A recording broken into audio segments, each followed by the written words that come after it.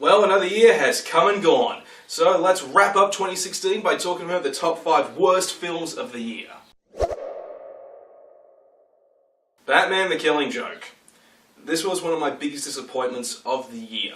The reason why it isn't higher on the list is because, well, it was disappointing. That's the main reason why it's even on the list in the first place.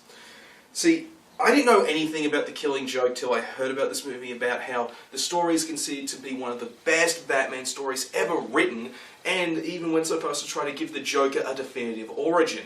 So, you'd think with that in mind, they'd actually take great care with this, especially since it was going to have content that would warrant a restrictive classification, and they didn't. In fact, they just cocked it up completely.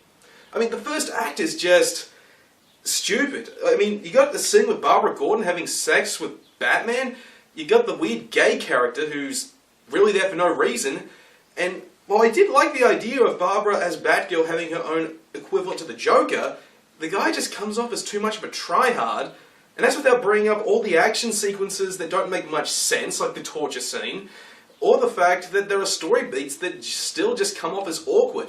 Like when the Joker apparently rapes Barbara Gordon, it comes off more like he was just faking a rape scene rather than actually doing it. This movie isn't good at all. It can just be called alright, but it's so disappointing, especially with the violence. I mean, again, this is supposed to be restrictive, yet the violence isn't that impactful or bloody at all. We always see a little bit of blood in the aforementioned supposed rape scene. I mean, hell, Batman Bad Blood, which didn't receive a restrictive classification, is more impactful than this. How do you do that? Underworld Blood Wars. I loved the original Underworld film and its sequel back when I was in high school. So when I found out about this movie, I was so excited! I wanted to get back into this franchise, and now I regret doing it because this movie was just a fucking bore.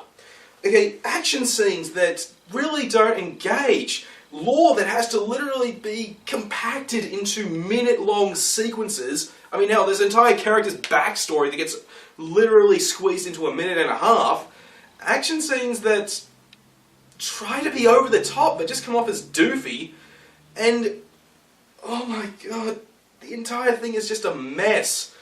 The only times it is even remotely enjoyable is when it is doofy and stupid, but that is too few and far between. There is nothing of value here for fans or newcomers.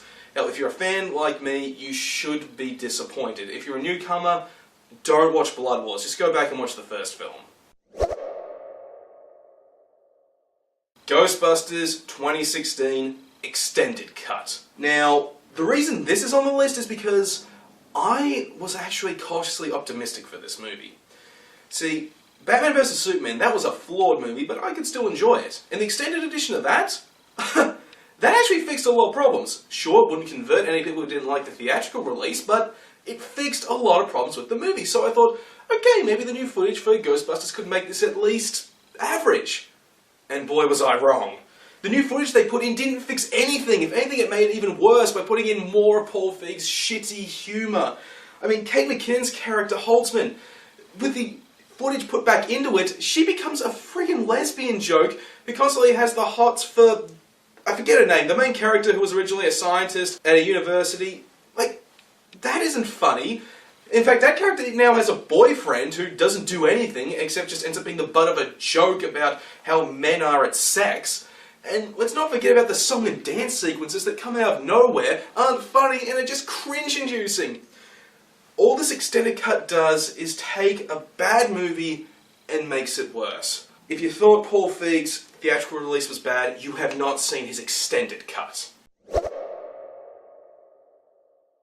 Teenage Mutant Ninja Turtles Out of the Shadows. Like Blood Wars, I was actually kind of looking forward to it. I thought this could have been good, but fuck you, Michael Bay. Okay, sure, he didn't exactly direct it, but his fingerprints are all over it. The writing is atrocious. It introduces plot threads and themes that don't go anywhere or are just ignored entirely. Promising setups like Bebop and Rocksteady are just wasted, especially with Bebop and Rocksteady. I mean, they become the butt of some incredibly juvenile jokes that not even kids will find funny. Questionable recasting, especially with the Shredder. And for a movie called Out of the Shadows, there really isn't any real secrecy or anything to it. I mean, the theme of the Teenage Mutant Ninja Turtles coming out of the shadows, being opened in New York, with the theme of them really wanting no longer to be outcasts, is just wasted here. This movie isn't good at all. In fact, if you want to show your kids the Teenage Mutant Ninja Turtles, just show them any of the cartoons or the previous Michael Bay film. Those are superior to this disappointing mess that can't decide if it wants to be cartoonish and bright or grounded in reality like its prequel. But before we get to the final worst film of all time for this year, here are a few dishonorable mentions. Pull it out. Oh, sure. They're like a lawsuit waiting to happen. Here we go. Okay, so, what do you think of that?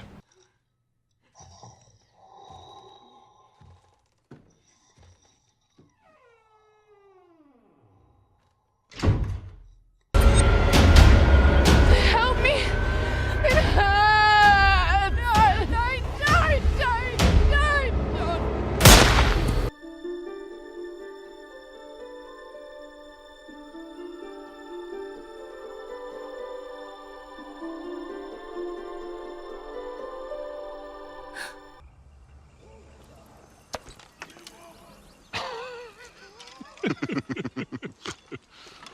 Oh, it's good to see trees again. On the snow. Even from a distance. When it came to picking the absolute worst movie of the year, I really had to look hard, and then I remembered a certain film from the beginning of the year that I completely forgot about. And be honest here, you forgot about this as well. You forgot this movie even existed. That's how bad this is. Like, this is a remake that was so bad that not even the most devoted fans of the original could bring themselves to defend it or even be optimistic for it. I'm talking about Point Break. No joke, like, I forgot this movie even existed. The casting is terrible, the script is god-awful and disrespectful to the source material, the acting is atrocious, the writing dreadful, the action a snooze to sit through, and not to mention some incredibly questionable CGI during the very end of the film. This is a movie that manages to bore you so thoroughly that not even the incredibly well-choreographed extreme stunt scenes can pull you back in. The friggin' romance in it? Really? Two characters just go for a swim, talk about spirituality, and then later have sex in the mountains, and that's it? This movie is just... it's bad in so many ways. It's bad in so many ways that it eclipses all the other bad movies I've seen this year. If you are looking for the absolute biggest pile of turds and shit from 2016, Point Break is it. Okay, so Point Break, congratulations, you're the worst movie of 2016, enjoy your smelly, turdy crown. Here's hoping that 2017 has some much better films. Alright, cool, just listed off the top 5 worst movies of 2016. Now here's hoping 2017 is full of goodness, like Sing. That's actually pretty damn good, believe it or not. Anyway, I do have 2 other movie reviews from last year I am going to get out as soon as possible of American Ultra and Star Wars Rogue One. So just be patient, those are coming. And remember, like, favorite, and subscribe.